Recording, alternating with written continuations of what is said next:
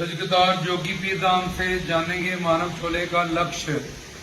हम देखते हैं संसार में कोई कुछ कर रहा है, कोई कुछ कर रहा है, कोई कुछ कर रहा है, कोई नौकरी कर रहा है, कोई इंजीनियरिंग कर रहा है, कोई लॉ कर रहा है, कोई शादी कर रहा है, कोई बच्चे कर रहा है। तो ओवरऑल अगर सबसे पूछा जाए एक बच्चे से कि तुम क्या चाहते हो, तो वो बोलेगा कि मैं अपनी परीक्षा से पास हो जाऊं, उसके बाद मुझे नौकरी मिल जाए और मेरे को अच्छा पैसा मिले, जिससे फिर मेरे को एसी वगैरह, एक अच्छा घर और घर का सारा सामान मिल जाए। तो उससे पूछे ऐसा क्यों? बोले जी उससे मुझे सुख मिलेगा, जहाँ शांति सुकून मिलेगी। इसका मतलब नौकरी करना, पैसा कमाना, ये सब चीजों को इकट्ठे करना, घर परिवार बनाना, इस सब के पीछे जो एंड उसका गोल है वो है आनंद, या सुख, या शांति, या प्रेम। जैसे पानी के अलग अलग नाम है, पानी, H2O, वाटर, जल, नीर।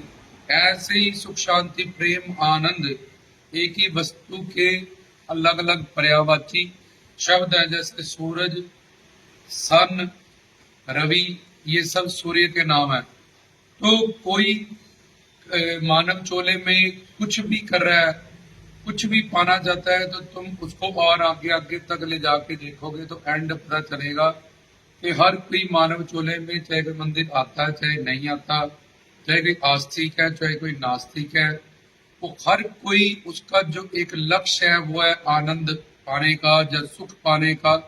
और वो दुख नहीं चाहता, दुख जाए और सुख आए।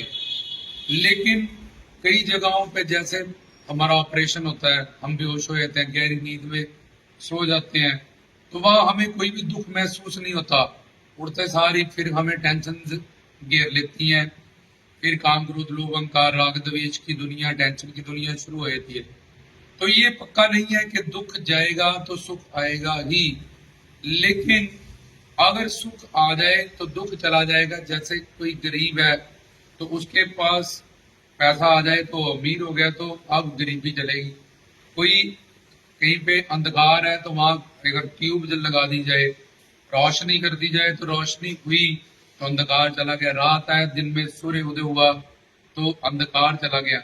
लेकिन अगर सुख आ जाए, इसका मतलब आनंद आ जाए, तो प्रेम, सुख, शांति, तो अपने आप दुख चला जाएगा।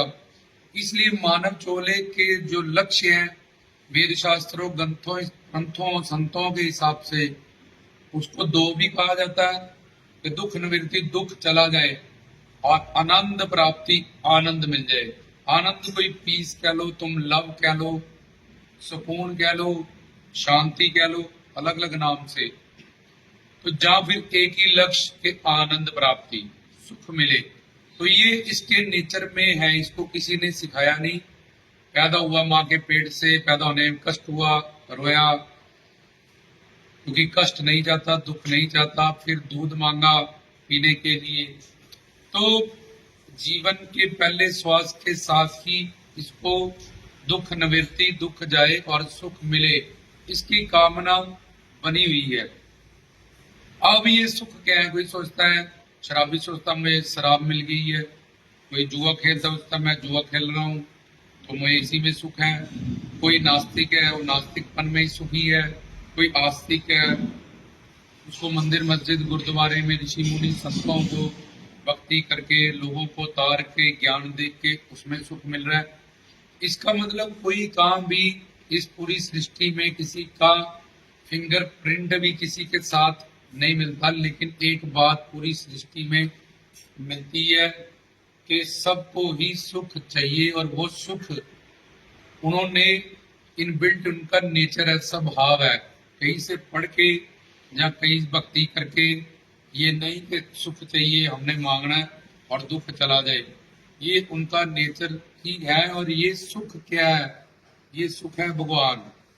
ये आनंद क्या है? शांति क्या है? प्रेम। तो भगवान के ही वेद शास्त्रों, ग्रंथों में अलग अलग नाम।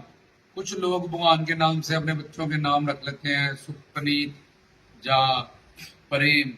लेकिन भगवान के नाम वेद शास्त्र, ग्रंथों, पंथों से लेके अपने बच्चों के या रिश्तेदारों के रखने से हम सुखी नहीं हो जाते। अगर हमें सुख, शांति, प्रेम, आनंद चाहिए तो हमें समझना पड़ेगा एंड लक्ष्य हम नास्तिक करें, आस्तिक करें। हमारी जो कामना है, हम सुख के आनंद के ही गुलाम है, दास है। तो पहले हम सुख पता कर लें। सुख क्या होता है? सुख भगवान का नाम है, आनंद भगवान का नाम है, शांति आनंद का नाम है, सुकून आनंद का नाम है। अगर संसार में हमें कहीं शांति सुकून ये सब कुछ मिल भी रहा है तो वो हमारा भ्रम है, माया के कारण। जैसे कुत्ता हड्डी को चूसता है, उसको लगता है इसमें खून आ रहा है, लेकिन अपनी ही दाढ़ों का खून वो पीता रहता है। जैसे एक बच्चा अंगूठा चूसता है, अपनी ही लार वो पीता रहता है, उसको लगता है कि मेरे को दूध मिल रहा है इससे, लेकिन वो अपनी ही लार को पीता रहता है। जैसे अंधेरे में पड़ी हुई रस्सी सांप लगती है, इसी तरह से मानव बुद्धि में चार दोष होते हैं, जिसका पहला नाम ब्रह्म दोष होता है कि जो है उसको ना जानते हुए जो नहीं है उस चीज को वो जान लेता है।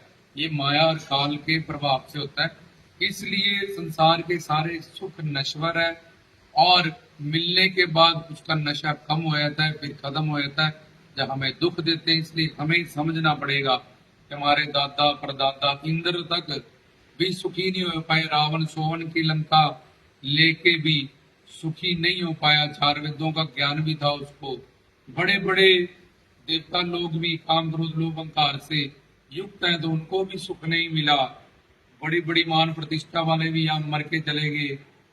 तो 100 पुत्र धृतराष्ट्र के रावण के सुख नहीं है, इंद्र के पास अपसराएं है, सोना है, कुबेर है, उसका सर्वेंट सुख नहीं है। तो ये सुख क्या है?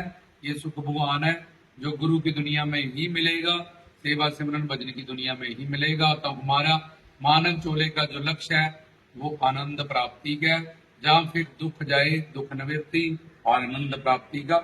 सबका बना हुआ बाय नेचर, क्योंकि हम सच्चिदानंद स्वरूप आत्मा है।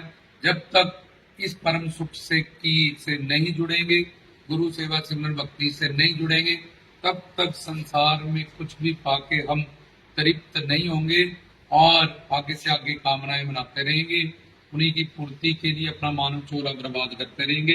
तो इसमें समझाया गया मानव चोले का लक्ष्य आनंद प्राप्ति, या सुख शांति प्रेम आनंद सुकून, या फिर दुख जाए और सुख आए, भगवान सबको सद्बुद्धि दे, उसको उसका लक्ष्य प्राप्त कराए। सदगुरु उसमें सहायक होंगे। सदगुरु पूर्ण सदगुरु का मिलना ही भगवान का मिलना है।